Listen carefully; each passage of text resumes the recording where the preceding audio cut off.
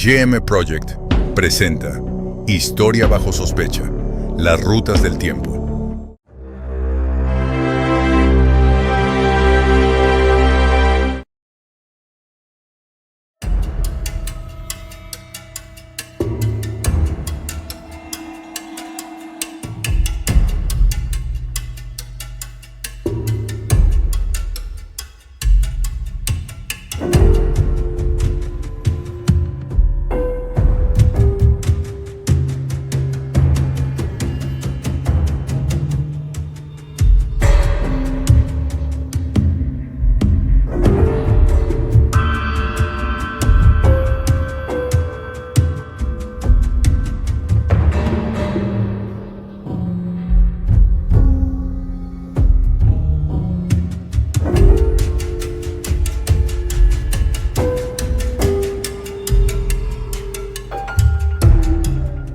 El viejo de la montaña y la secta de los asesinos.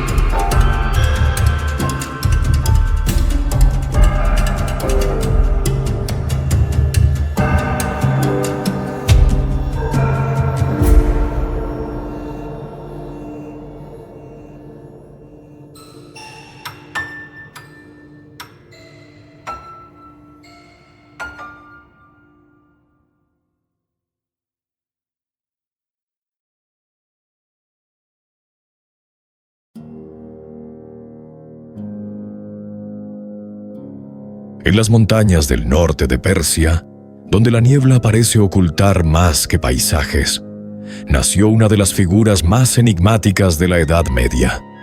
Lo llamaban el viejo de la montaña. Pero no era un nombre. No era un hombre, al menos no uno solo. Era un título, un cargo, una posición de poder.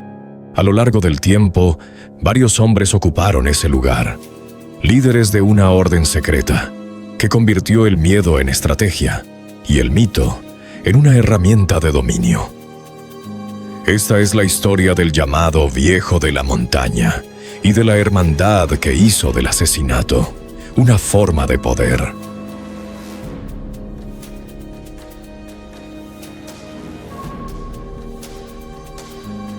Para entender este fenómeno, hay que viajar al siglo XI. El mundo islámico estaba fragmentado, pero dominado en gran parte por el poder del imperio selyúcida. Religión y política eran una misma cosa, y cualquier disidencia se pagaba caro. En ese contexto aparece una corriente particular del Islam chiita: los ismailíes, perseguidos, marginados, pero profundamente organizados. Y es dentro de ese escenario donde comienza a gestarse una forma distinta de poder.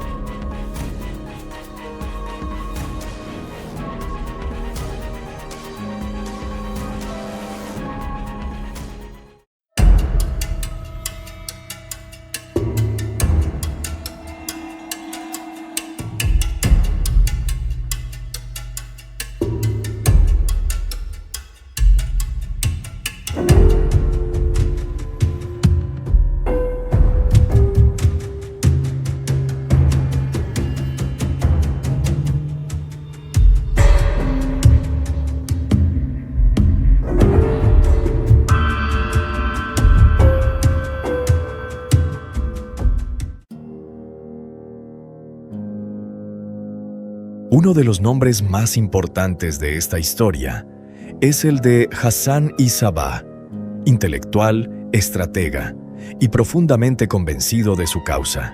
En el año 1090, toma el control de una fortaleza en las montañas, Alamut, no mediante un ejército, sino mediante infiltración.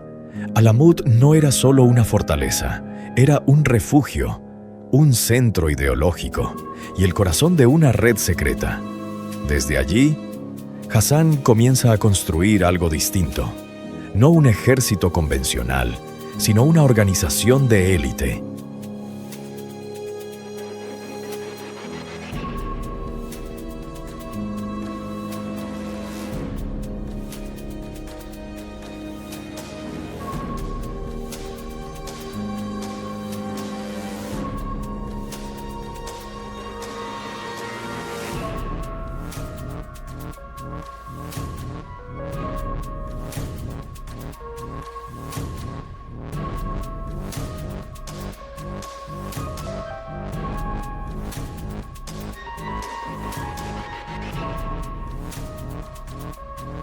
Con el tiempo, el término «viejo de la montaña» comenzó a utilizarse para referirse al líder supremo de esta orden. No era un individuo único, era un título. Distintos líderes, en distintas regiones, fueron llamados de esa manera, especialmente en Persia y también en Siria, durante las cruzadas. Cada uno de ellos representaba una autoridad absoluta. Un poder que no necesitaba grandes ejércitos, porque operaba desde otro lugar.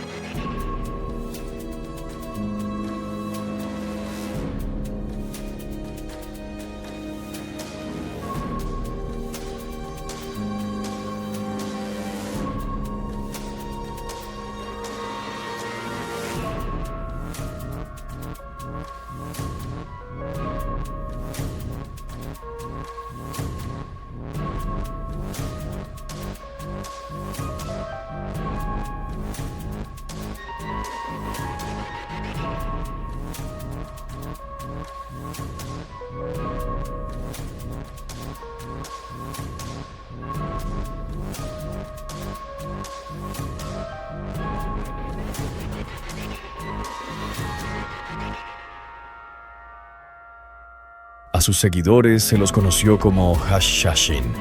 De ahí, probablemente, proviene la palabra asesino. Pero su método no era la violencia masiva, era la precisión. Elegían objetivos clave, gobernadores, visires, líderes militares, y los eliminaban en público, sin escapar, sin ocultarse. El mensaje era claro: nadie estaba a salvo. No importaba el rango, no importaba el poder, solo hacía falta una persona dispuesta a cumplir la orden.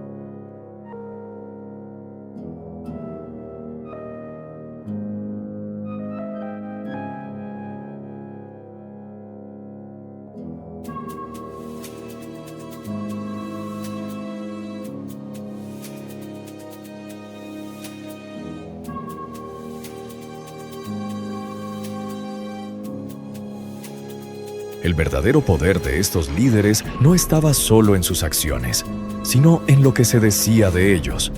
Las crónicas hablan de jardines paradisíacos, de promesas de vida eterna y de una obediencia absoluta.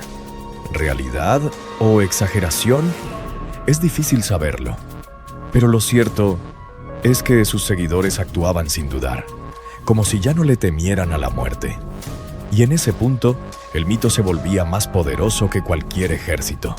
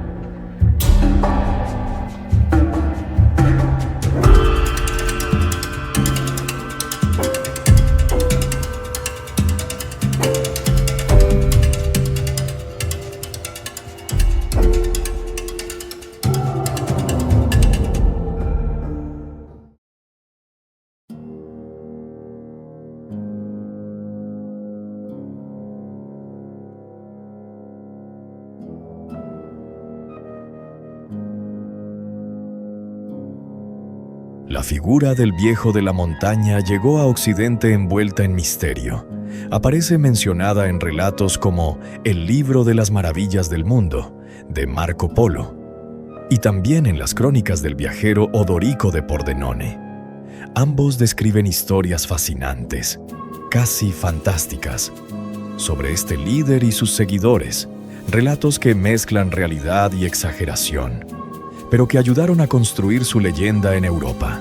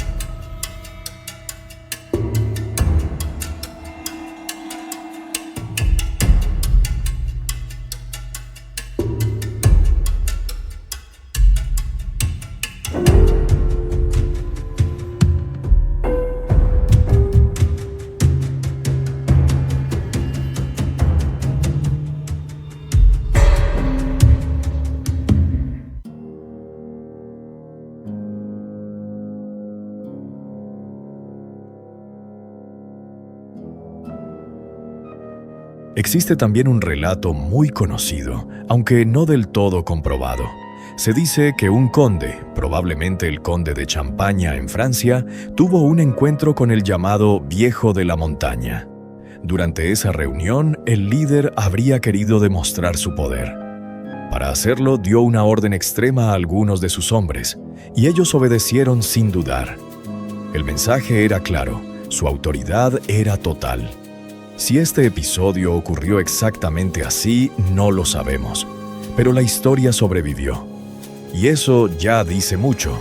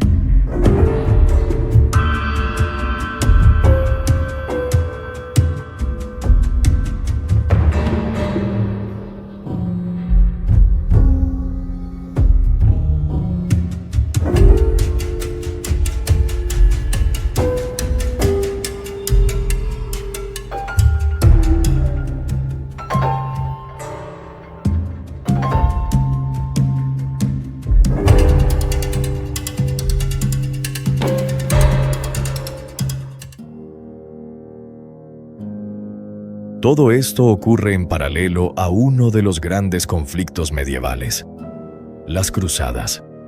Un periodo de enfrentamientos entre el mundo cristiano y el islámico por el control de Tierra Santa. En ese contexto, los llamados viejos de la montaña se movían con una lógica distinta. No eran un reino tradicional, no respondían a las mismas reglas. A veces combatían, a veces negociaban, y otras simplemente eliminaban a quien representaba una amenaza. Su presencia generaba temor, tanto en líderes musulmanes como cristianos.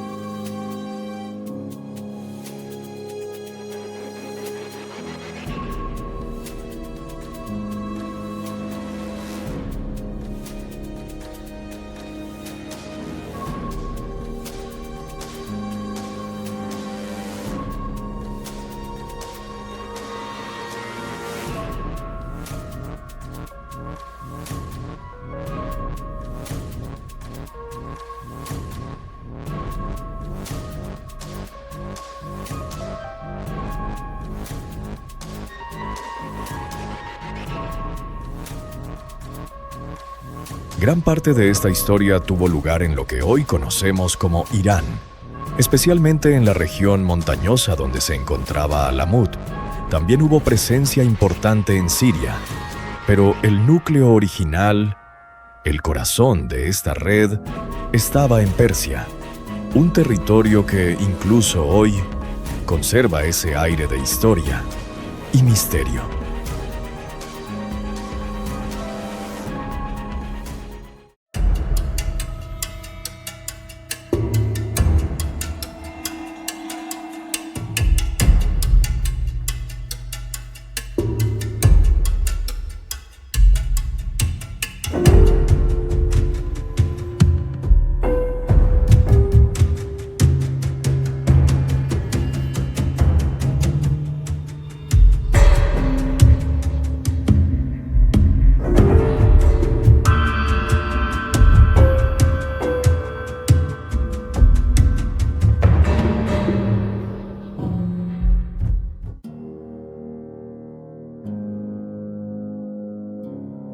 Pero ningún poder es eterno.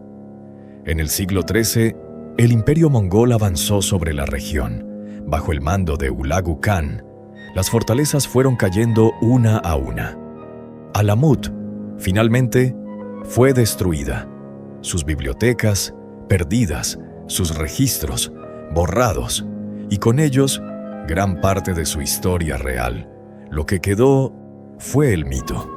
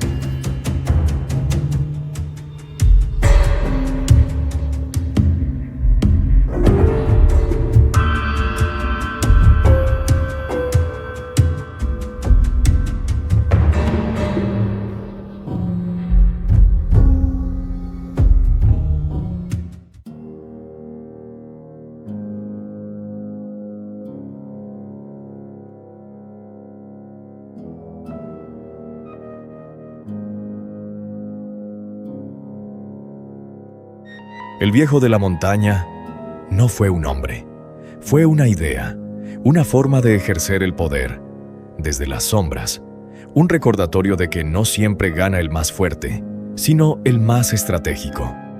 Hoy, siglos después, su figura sigue viva, en libros, en relatos, en la cultura popular, pero sobre todo, en esa frontera difusa entre lo que realmente ocurrió y lo que el mundo eligió creer, porque hay historias que no desaparecen, solo cambian de forma.